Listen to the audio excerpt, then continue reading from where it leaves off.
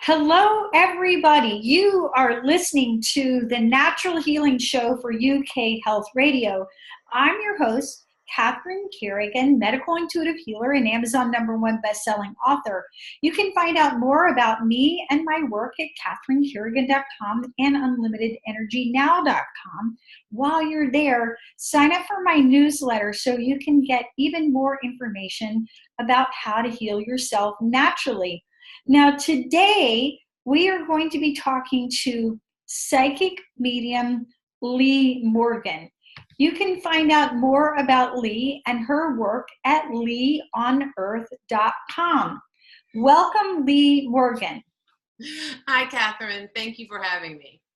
Now, a lot of people would be wondering, what does a psychic medium have to do with natural healing? However, most of us have had the experience of losing a loved one, whether it's a mother, a father, an aunt, an uncle, a spouse, a pet, and this can really have a tremendous effect on our health, on our mental well-being, our emotional well-being, and our energy. So being able to have a connection with our loved ones who have passed over can really help to quiet our minds, to reassure us, to help us to find that peace within. So Lee, we're going to be talking today with you about how to communicate with your loved ones in spirit. Mm-hmm. Can anyone actually do this? Yes. And I'm so glad you brought up the part about healing. I would say that a majority of my readings bring healing to the clients and also allow them to further their own healing journey here on earth. It gives them permission or faith or hope. Just the connection. A lot of my readings involve forgiveness, which can be an important part of healing. So I'm so glad you brought that up. But yes, we are all born with some level of intuitive ability. This is also psychic ability. The two words are really interchangeable. I don't know that we are that familiar with that. In our society, we tend to think psychic is kind of a bigger word than intuitive, but it's not necessarily.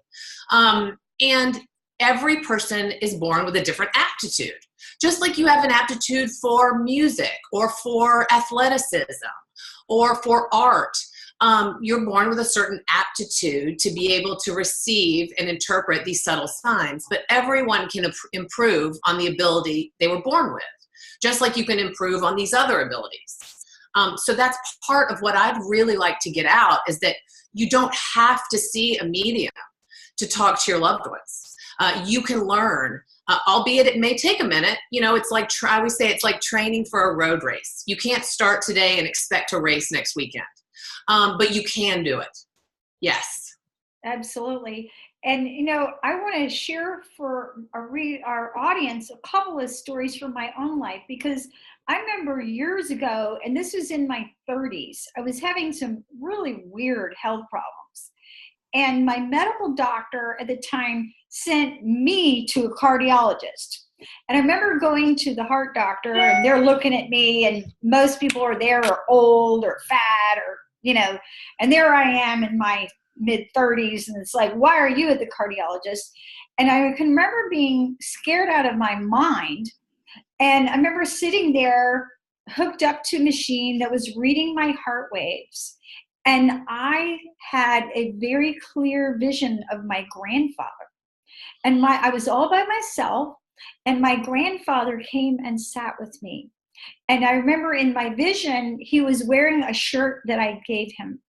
And he held my hand, and he told me that I was just fine and everything was going to be okay. And it was. And I'll never forget him being there with me. And it was funny how he just appeared. And I'll tell you another story in a moment. But, since we're talking about healing, Lee, in your experience as a psychic medium, when we do make these connections with our loved ones who have passed over, what are some of the experiences that you've had with your clients about how this has helped them mentally, emotionally, physically, spiritually? Oh my gosh, there are so many. I'm going to think of a couple. one thing that really comes to mind is spirit. Well, first of all, spirit knows exactly what we need to heal. They hear our mental thoughts, they hear our emotional expression just as clearly as they hear our speaking voice. So they will hear 3 streams of information from all people, and they know what you really need. Now, that usually lines up with what people want, but sometimes it's a surprise. You know, sometimes what you need is not necessarily what you want. And I've had spirits come through that sincerely owe my clients an apology. And so often in our culture, we feel some sort of inability to hold the deceased accountable for their actions in life because they're deceased. And we think, well, we need to think of them only fondly, and we need to get past that, and we need to only say nice things about them. And that's not what they need. They don't need that from us. They need us to heal.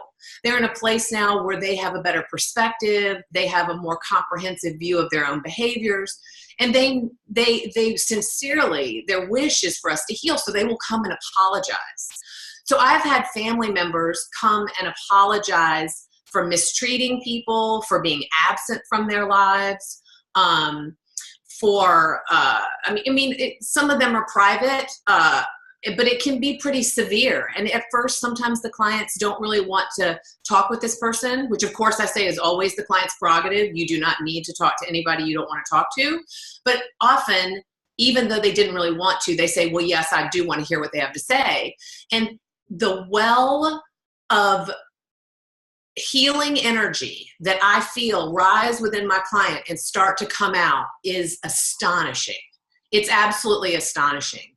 I can be deceased husbands apologizing to wives. It can be fathers apologizing to daughters, mothers apologizing to sons, siblings. I talk to a lot of people who are in some way responsible for their own passing.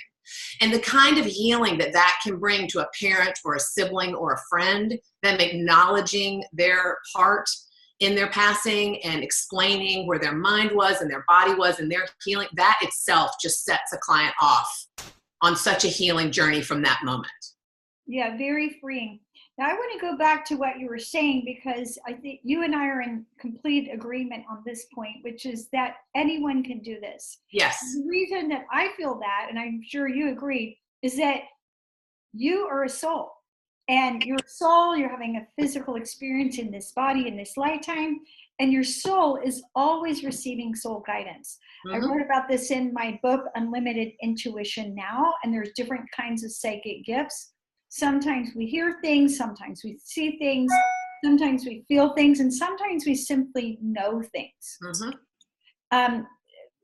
So let's go back to some of your questions.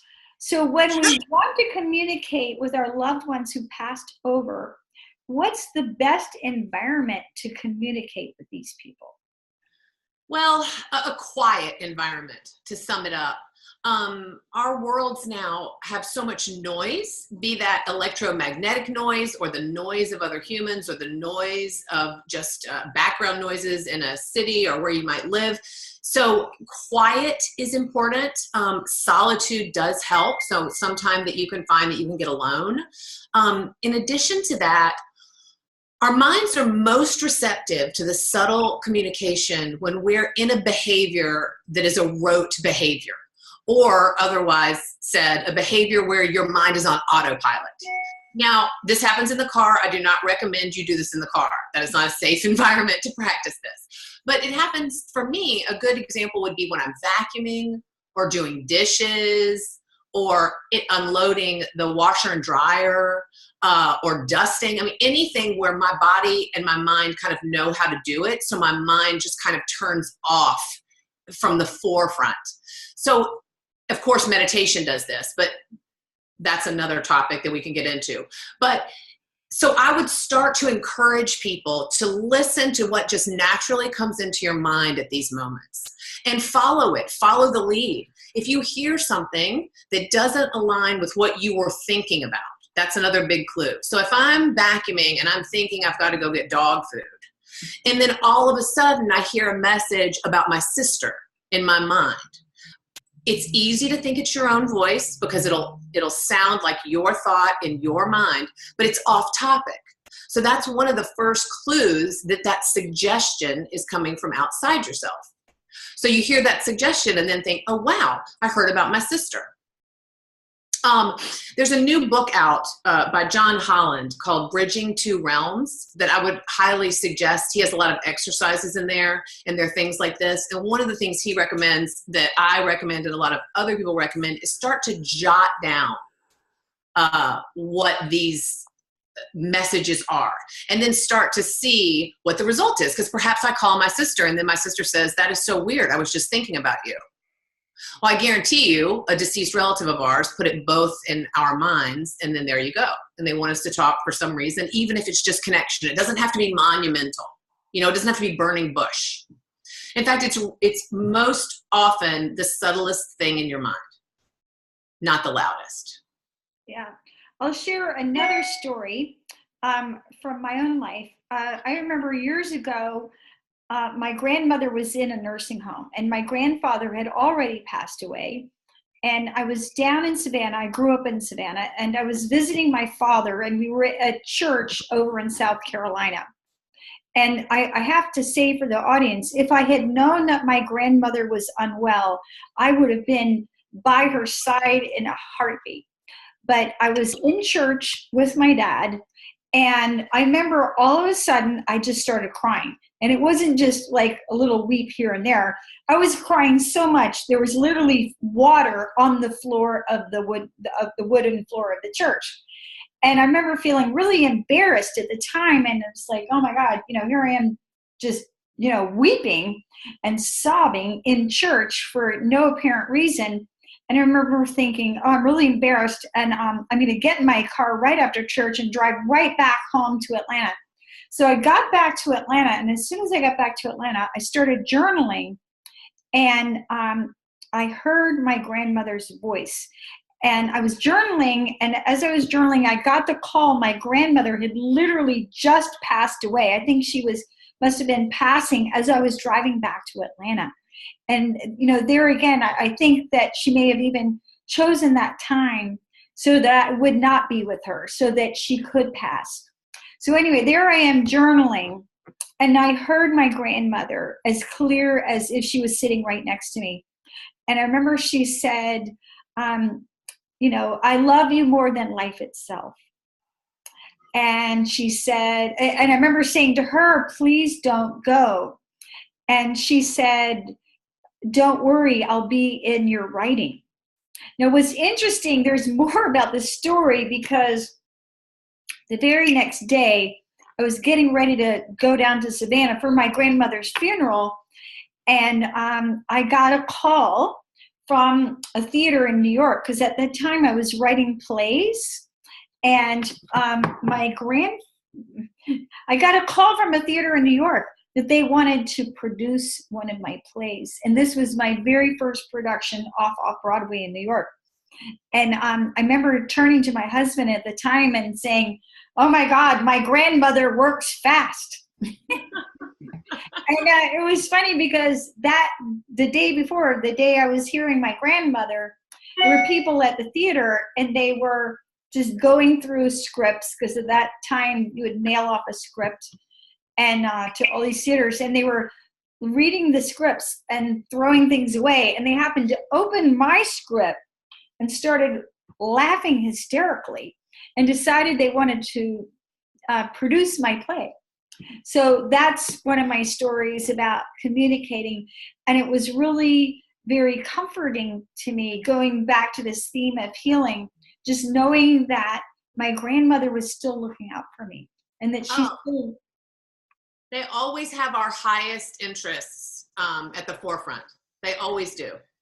And they will do whatever they can to have us intersect with those opportunities or those people. But then I always tell my clients, then we have free will. Then it's up to us how we respond once they've created the magic of intersecting us with what was intended. Now, Lee Morgan, psychic medium, can all of our loved ones be reached? Or there's some who are, not available, shall we say? This is such an important question. So I, like every other medium that I've ever encountered, cannot direct dial spirit, which means I cannot hear who a client needs to talk to and then direct dial that spirit. I am able to ask spirit to show up about other deceased loved ones. So we can do that.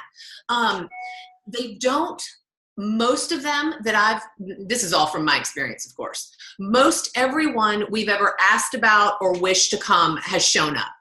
There are the few that don't show up.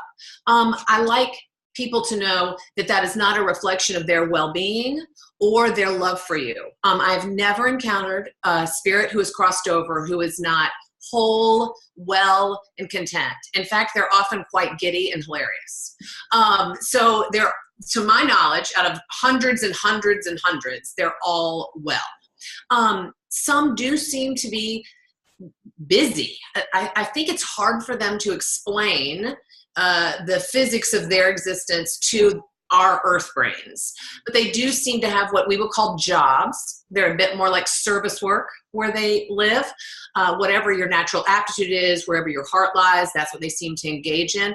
And I believe they're also meeting and deciding what we most need, which is not always all of them at one time, right? Because this can change any day you have a reading or any day you try to communicate. You are going to need different things and you will get different spirits. So if you don't get one that you're looking for, just know that they're either doing something really important or that there's another day that it will be appropriate that their energy helps you. Does that make sense? Absolutely. Another story, I remember I was very, very close to my professor from Brown. And while he was alive, we spoke every week for 27 years. So he was not only my professor from college, he was like my surrogate father. And I remember after he passed away, he came to me in spirit and he asked me to look out for his widow. Right. Yes, they do that. Yeah. So have you had examples of that where a spirit comes and asks a person to perform a task or to do something? Yes. And that's always an interesting situation. So spirit knows, since they know what we're doing all the time, they know who of their loved ones or of their loved ones' friends is going to be in the company of a medium. So if they really need to get a message to someone, or they know who is has a high aptitude, like you, for example, so they would come to you because you'll hear it and then go on. So I've had many clients who will have, we call them guests to their reading, who aren't exactly who they were thinking of, but they know, or their families know, and they've come to ask the client to pass on a message to their loved ones. One in particular was a young male who had died in a car accident at about 17. And my client was a female and her family was best friends with his family. Mm-hmm. And I assume he had assessed that none of his family members were about to show up at a medium's house. And this was his first chance, because this happened back when I was 19 and I'm not close to 19 right now. So he showed up and asked her to please tell his family how well he was. I also, though, with this comes the caveat that I always tell my clients: you are not obligated to pass this message on. So sometimes we don't know as humans what will lift or what will lower another person, when it's a good time. So I always put the question back on spirit. And I always advise my clients to say, okay, I'm willing. If you know of the right time, let's figure out a sign. And a good sign is usually have the person you want me to deliver the message to bring you up to me.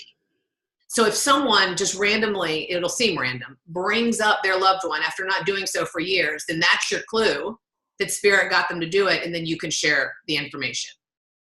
So that's always a good tactic, because you never know. Right. Now, going back to this question of can all loved ones be reached? We talk about, people who cross over to the other side, but then there are also spirits who do not cross over. What is your experience with spirits who do not cross over and who are still connected to the earthbound realm? Right. So I call these earthbound spirits. It's a pretty common terminology for them. I have very little experience with them because it's not my specialty, and then it's not within my contract with Spirit. We all make our own contracts about where we'd like to specialize and who we're willing to hear from. But I will say I have heard from one earthbound spirit who is lovely. He was just upset. I want to point out also, earthbound spirits are in no way evil. They are actually very human. And they still possess some sort of ego energy, which means they can be offended, they can have their feelings hurt, they generally need to be recognized, they need some sort of accreditation or accommodation. It's as if they haven't fully shed their earthbound energies. And that's because they are, frankly, unhealthfully attached to something here on earth. And that could be a person, it can be a place, it can be an argument, it could be really, those are the three main things.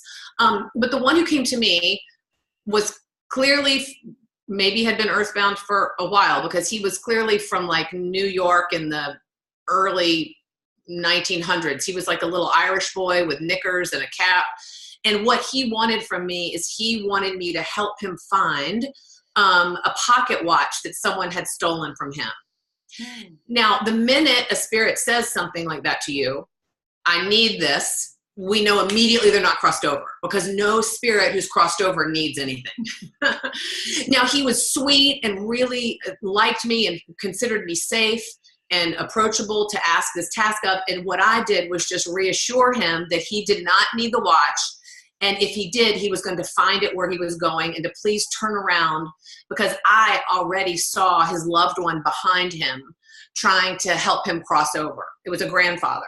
So these, it's a big conversation, but in short, these earthbound spirits are never held there by anything other than their own desire to be attached to earth. They always have a loved one ready to cross them over. They just can't see them until they're willing. Does that make sense? Yeah. Yeah. I'll give another example about an earthbound spirit, and this one has to do with health and healing. I had a client come to me years ago, and this was a woman in her late 30s, in my opinion young, who was experiencing very high blood pressure.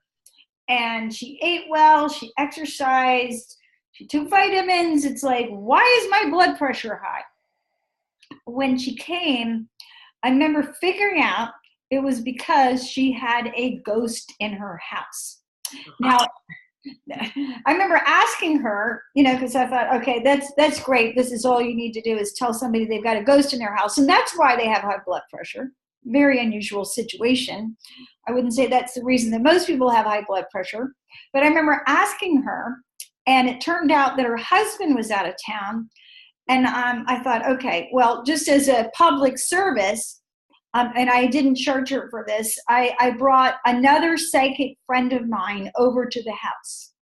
And we went to the home, and it turned out that a young woman had died of a drug overdose in my client's bedroom. And she was in such a shock about this that she'd remained there. And so the other psychic and I spoke to her. We talked about getting her to leave.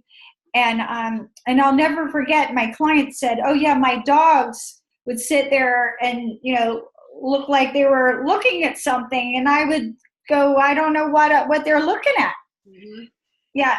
So sometimes these earthbound spirits, and this was not at all an evil person, no. But there was something about that situation that was just unsettling my client, mm-hmm. and to the point where her blood pressure went through the roof. Sure. Now, Lee, is there an amount of time that's best to wait after somebody's passed away before we make an attempt to contact our loved one? Yes. So on my side, different mediums will give you different lengths of time. I say 3 months. That is an average. I like to point that out. Some people will be ready before 3 months, some after. I also like to point out this is not about spirit being ready. Spirit is quite often ready the second they pass. In fact, that's why you'll get dreams or visitations from them telling you they've passed. They want you to know you can go on your journey of grief now, that they're fine. It's about us and our grief process. It is very important as humans that we have a part of grief where we need to be fully enveloped in our earthbound selves and our earthbound grief and it's almost like you can't, it's like a Band-Aid, right? Some wounds will not heal if you don't cover them. So it's like the part of healing that has to be covered. And while it's covered, we will be too grief-stricken and too within our own energy to be able to hear spirit, or even if we heard them, to really understand it or absorb it or get the lessons or the messages they want to get to us. So it's basically a spirit-directed call that they know how well you are and where you are. And there's nothing wrong with being in the middle of grief. It's complete. I encourage it if that's where you are. They will know if their presence will lift you or will lower you. And if it will lift you, they will come. If it will lower you, they will not. Now, this also happens, as an interesting point, if someone visits a medium too much. If someone visits a medium too much, I try to keep a really ethical consistency of visit with my clients and advise certain things. Spirit will stop coming. Because if you start to try to live in that world and not live on earth, they will either come over and over with the same message or they will just stand back. I always say, much like a mother will not go into kindergarten for a crying child the 5th time, you know, because they love us and because we need to get acclimated to where we're going. You will see them again and you can speak to them here, but only when it's healthy for you and only at a frequency that they deem healthy for you as well. Now, Lee Morgan, with what you do, I'm sure that you help many people cope with their grief. And because of your work and because of working with loved ones who passed over who have messages, do you have any insights for our audience about how we who are still on earth can do a better job of processing our grief? Oh, wow. Well, the first thing I would say is there's no rules. There are no rules for grief. There's no time period. There's no right way to do it. There's no wrong way to do it. What I find most in my readings, because I'll often have 2 or 3 people come for a reading who have a common relative that they want to speak to. For instance, siblings will come wanting to talk to a parent, that sort of thing. Mm-hmm. Just because you're siblings does not mean you're going to have the same grief experience. So it's a really, really, you have to be very conscious of honoring yourself and yet simultaneously honoring what your siblings could need, because it could be very different than what you need. I would encourage people, I feel like grief is not well supported in our society. Grief is also bigger than the death of a person. Grief can be the death of a relationship. Grief can be the death of a pet. Grief can come with a complete change in life circumstance. I remember I got sober, and one of the wisest things someone said to me is you have to grieve that life you're leaving behind. You have to grieve that that's not going to be your life anymore before you can move forward into a new life. So it can be things like that. Grief is actually really empowering if we allow ourselves, and we know how to grieve. As souls, we know how to grieve. So the best advice I can ever give is follow your feelings, follow your gut, follow your soul, and it will lead you through the process. And then your deceased loved ones in spirit, whether it be directly to you or through a medium, will show up then to aid you at the appropriate time.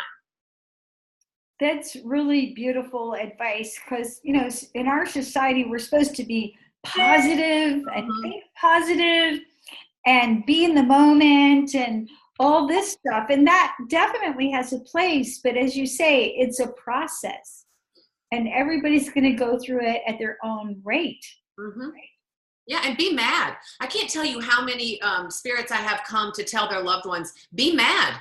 Be mad at me for dying. Let that be one of the many emotions you have right now. We also have this bizarre kind of cultural agreement that we'll have one emotion at a time, that I think is false and not healthy for anybody, because I can have about 5 emotions at one time that would seemingly conflict with one another, and yet they don't. So if you are heartbroken and you're mad, be that. I mean, I have so many spirits come and tell their people, please feel free to be mad at me. You will not lose me. You cannot lose me. I'm going nowhere. I can take it. It's the human that needs it to progress. And it will not hurt the relationship with your deceased loved one. It will not make them leave you. In fact, they will stay right beside you. That's really beautiful advice. Yeah. And we can still be positive, I think, by being kind and compassionate with ourselves as we go through, the heaviness of grief, and just give ourselves permission to honor our humanity and honor our feelings. Yeah. I always tell my clients, when you are healthy, that doesn't mean you'll never have a negative emotion. Oh, no. Yeah. Yeah. Well, it's so evident. We live in a culture where if someone asks you how you are, they expect you to say, I'm fine. This starts at the most mundane levels, this feeling of repressing how you really are, almost at the most innocuous levels, right? But that's what makes it so challenging to break. I know not everyone is going to have a personality or a desire to turn around and say, I'm not so good. But you can at least say, I don't know. Maybe there's something you can say back that's true, that honors your truth when you're in grief, that is other than, oh, I'm fine. Because you're probably not fine, and it's really okay to not be fine. If we were happy and fine all the time, then happy and fine would have no meaning. They would have no value. Great insight. So we want to be compassionate with ourselves as we go through this. Now, Lee Morgan, what can get in our way of hearing from our deceased loved ones? Okay, so noise, we talked about that. Noise in the environment, noise in our minds even. It's always best, like I said, if you're not in a rote behavior, to at least breathe. Breathing is huge. I can't explain how much we don't breathe as a society. Also, doubt. This is one of those things that as you start to practice it, you're just going to have to err on the side of belief. Faith and belief is not a one-time choice. Just because I'm in this work doesn't mean I don't have to continually choose to be faithful or choose to believe, because we have strong left brains and a strong scientifically based society that we live in right now. But then maybe the number one thing I would say that would block you from hearing from spirit, other than deep grief, which is purposeful, is drugs and alcohol. I should know. One of the things I did to try to stop hearing all the voices in my head that I didn't quite understand was to drink. That didn't turn out well, but I'll tell you what, when I was drinking, I didn't hear anything, or I at least didn't process it in some way. So if you ever are going to try to connect with spirit, sobriety is the way to do it. I'm not saying be sober your whole life, but at that moment. Also, if you're ever going to go to a group reading or go see a medium, sobriety, being sober at that moment is your best friend. You want clarity, as much clarity and presence of mind as you can get, because that will impede your ability to hear from them. Those are great insights. I used to have a rule in my own practice, because part of what I do is I teach people about their own psychic gifts and how they work. Mm-hmm. And I used to have a rule in my practice that I wouldn't teach that information to anybody who was on antidepressants. And this was not a judgment on my part, but it was more like, you're just having trouble dealing with reality. Right. Right, as it is.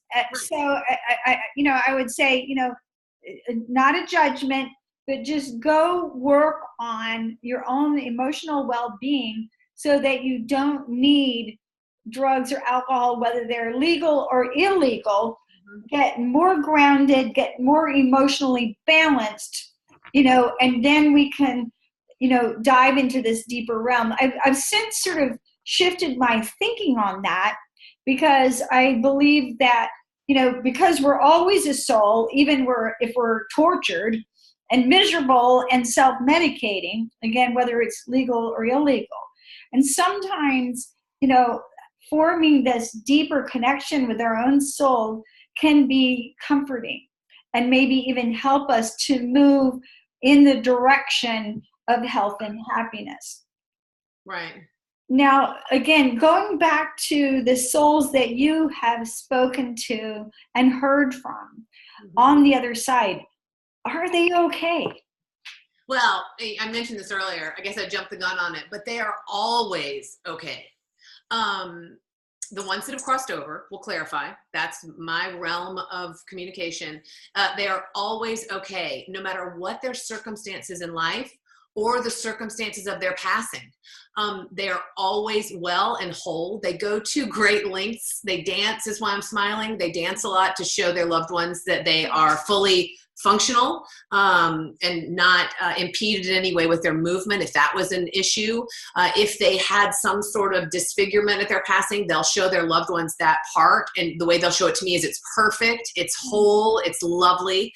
They'll go to such great lengths to try to show us how well they are. I also like to remind my clients that they can be quite irreverent. I mean, they're very funny. And if they had that type of personality, they could be quite irreverent. I had a man come in and we were talking to his wife who had passed, and she had a really dry, irreverent sense of humor. And so Spirit will have me say things sometimes that I think, oh Lord, let this be okay, but I have to trust them. And so what she said to him through me was, you picked a bad egg, honey. Because she had ended up getting sick and passing, which seems so inappropriate. But for him, it was perfect because that's what his wife said to him, right? That's what she said to him in real life once she got sick. So to us, their passing is the most recent thing we remember about them. To them, their passing is the furthest thing away from their current existence. It's the oldest thing in their current way of being. So they've gotten some distance from it. They've also, of course, gone to the place that I believe is all love and home and clarity and light. So they just want us. They want to help us. They often tell us through me to my clients, you guys are in the challenging place now. We're in the easy place. Let us help you. So yes, they're beyond well in my experience. Now, what are the spirits doing on the other side? Funny, right? So they tend to give me a lot of analogies, once again, to speak to the fact that I think it's hard for our earth brains to understand their spiritual existence. They are watching us always. People always laugh and say, does that mean my dad can see me in the shower? Probably, but they're not interested in that, I assure you. The analogy that Spirit gave me for being able to watch us, because people always say, oh, if he's with me, then can he be with my sister, or is he watching our mom, or what? So they can watch everybody at the same time. And the analogy they gave me was as if they are the head of security in a large office building. And they have like 20 closed circuit TVs in front of them, each one showing exactly what one of their loved ones is doing at that moment. Of course, except for they don't need the TVs. And that at any moment, they can pop in or out of any of those scenes. So they can see all of their loved ones at one time and keep up with all of it. They also do, as I mentioned earlier, reference jobs. I've had spirits explain to me some work with, there was a man I spoke to once that was really touching. He was a veteran, and he was just very skilled at that. I think he had worked at the VA later in life with other veterans. And as a spirit, he was working with incoming veterans. And believe it or not, that's the way they called it, incoming veterans. So he would work with a group of veterans who had just come to the spirit world and help them acclimate and have like what I assumed to be like group therapy and group meetings. And there was another woman who had been a nurse, and she had always been really gifted with children, and she was working with incoming children. There was another woman who had lost her husband. So those are people working with people on the other side. They also work with people here, unbeknownst to us. There was a woman who had lost her husband long before she had passed, but she had now passed. And she explained that she was energetically working with widows here on earth, always with another group of people surrounding them and sending them positive energy and letting them feel like they weren't alone. So the things they're doing are, I mean, you know, it's God's work. It's beautiful. But it's basically all service, heart-based, loving work. Yeah, and really what you're talking about, Lee Morgan, is that we're all surrounded all the time by unconditional love. Mm-hmm. We are. And we have no idea. We have no idea. Now, where are they when they go over, you know, when we talk about to the other side, where is this exactly? It's a good question. So Spirit has never given me a name for it. I've had several clients who are religious in nature and ask me if it's heaven, and Spirit immediately agrees. Yes, it's heaven. Yes, it's heaven. Or yes, it's spirit world. Or yes, it's the other side. Or yes, it's nirvana. Or yes, it's... They are accepting of all of these terms. They are accepting of any term that helps the client conceive of where they are. I believe this is because as humans, we speak with our voices to each other. So we need to name things to know what we're talking about. Spirits communicate telepathically. So they have no need of a name. They know that they are home. They know that they are where they are. They know that it is right here. It's as if that they're beyond that kind of language necessity in some way. So they are fully accepting and just supportive of any kind of a name of where they are that we want to call it. But it is all loving, all connected.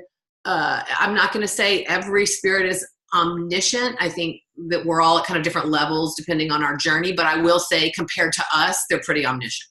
It's a good place. So what's most surprising about them? This irreverence that I speak of is most surprising. I mean, they will just say things that I, like I said, I always think, oh boy, because I'm obligated to say what they ask me to say, regardless of how I feel about it or how I feel it will be received. One of the biggest keys of being a medium is to set yourself aside and set your logical brain aside and just be willing to deliver the message. I don't get to edit the message. And every single time something irreverent comes out, it's always perfect for the client. It's always exactly what they needed to hear. It's always exactly how their loved one would speak. They're also hilarious. Like they love to laugh. They love to be funny. They love to remind my clients about funny things. This is another funny thing. They love to correct clients. So just like your relative would if they were in the room with you. So my clients will often, once they feel connected and once they know who it is and we've gotten all kinds of qualifying information, they will start to share a story about the client and about the spirit, and the spirit will talk to me at the exact same time and correct them. They will be like, no, that's not what happened. Just like your own relative would in a room with you. And that's hilarious. And the living person always goes, oh, they're right. You know, I missed that part of the story, or I was just, shortening it. So that's surprising. Lee Morgan, if you had one recommendation, what would it be? Let's see. If I had one recommendation, I would say trust yourself. If we haven't spoken about this here, but because it's not about communicating in your own mind with spirits, but if you believe that you see a bird and your loved one is giving you a sign, trust yourself. If you believe that all the pennies you find everywhere are your loved one sending you a sign, trust yourself.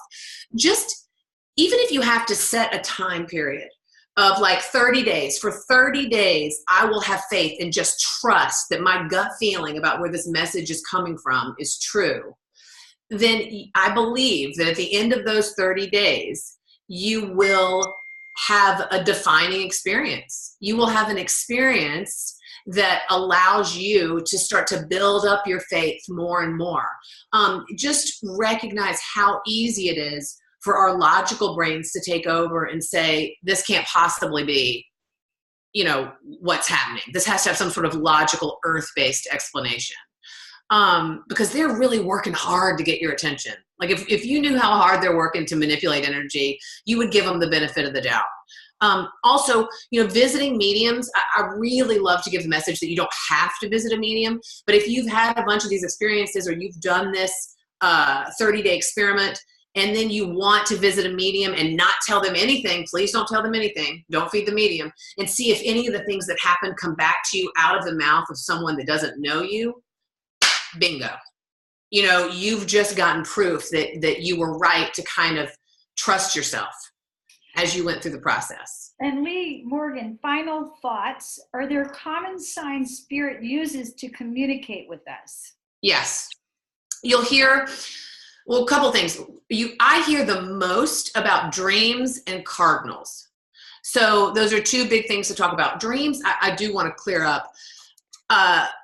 There are lots of people, and it seems to be a story that people really, it seems to be for some reason, people have an easier time believing a dream visitation than other types of communication. So I think that's one of the reasons it's passed on verbally more than others. But dream communication is beautiful. Sometimes a spirit will come to tell you that they've passed so you can get on with your journey. Sometimes they will just visit you randomly to tell you they love you. A visitation is different than a dream. You can have both about a deceased loved one. A visitation will always, you will remember it like you don't remember a regular dream. It will be vivid and clear. You'll be able to feel how it felt in the presence, not just the day after, but weeks and months and years after the dream visitation. I do want to point out that not all spirits and not all people are capable of dream weaving. Every type of communication, even in our scientific earth-based world, takes a transmitter and a receiver. To get a dream-based visitation, you have to have a skilled spirit transmitter and a skilled human receiver. So as a medium, I like to let people know I've never had a dream visitation. That probably means I'm not a skilled receiver in dream state, because out of all my loved ones, probably someone can be a skilled transmitter. But if you don't get one, please don't think it doesn't mean they don't love you or you're not as good. I've had a sister once who was like, my sister keeps getting a dream of our grandmother and I never get one. And it's not a lack of love. I think it's just an aptitude. Cardinals, spirit loves to use cardinals. It's because it's like waving a giant red flag. Like they move around and they're red and you're going to notice, and in lots of places they're year round. It does not mean that your loved one is a cardinal. I like to point that out. Animals are in direct communication with spirit, and so they don't think anything of it when a spirit says to them, hey, go fly over in front of that window. Do me a favor. Fly in front of that window and look in that window, or hang out on that tree. They're easily influenced by spirit to get our attention. So those are a couple of big ones. So you've been listening to Lee Morgan, psychic medium. You can find out more about her and her amazing work at leaonearth.com, and that's LEA on earth.com. You've also been listening to the Natural Healing Show for UK Health Radio. I'm your host, Catherine Carrigan. You can find out more about me and my work at catherinecarrigan.com and unlimitedenergynow.com. While you're there, sign up for my newsletter so you can find out more about how to be healthy naturally. And remember, one of the ways to move through grief and to be at peace is to give yourself permission to listen to your loved ones as they have passed over. Thanks so much for listening, and we'll see you next time.